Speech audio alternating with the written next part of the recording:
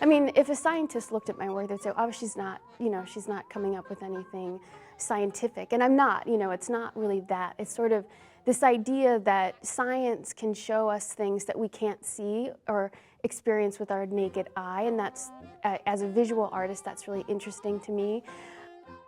I'm talking about sort of intimate experiences with science that I've had, whether it's, walking on the beach as a young kid and finding a fossil, or collecting periwinkles, or having my son or having my best friend being in a terrible car accident and watching her heal from that. Those are experiences with science with our body, but then we have these experiences with science, in our daily life. Just even watching my son, experience gravity for the first time. It's so exciting to me, those little nuances in our daily life that have to do with science, and that expressing that through art, it to me is really, really exciting. The sources that I'm looking at are things like feathers from birds, or shells that I find on the beach, diagrams from science books, and the materials that I'm using also have that natural aesthetic to them. I mean, it's wood, it's birch plywood, it's oil paint that's ground pigment.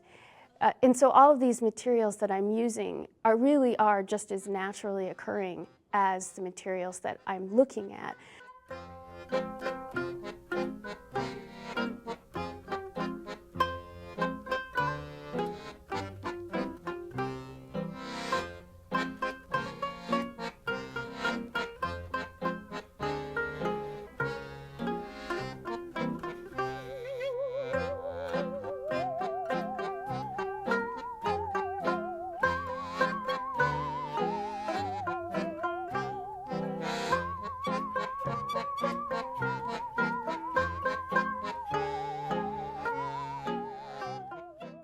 There's a lot of different reasons why I feel that it's important that when a viewer approaches my work that they know it's paint on panel. And I think initially what I would say is that it celebrates something that is handmade without it just being about craft and something that's functional, but something that was handmade in a time where technology is so predominant.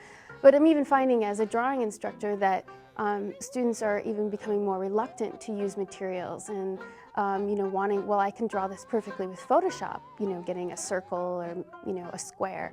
But that as humans, we respond to things that have our hand in it, and that are warm that way. I want the viewer to have that experience of not just to be awed at, this artist can draw really well, I could never do that, but more celebrating the uniqueness that can come out of that, rather than sort of this fabricated sameness that comes out of all of the production in the rest of our life.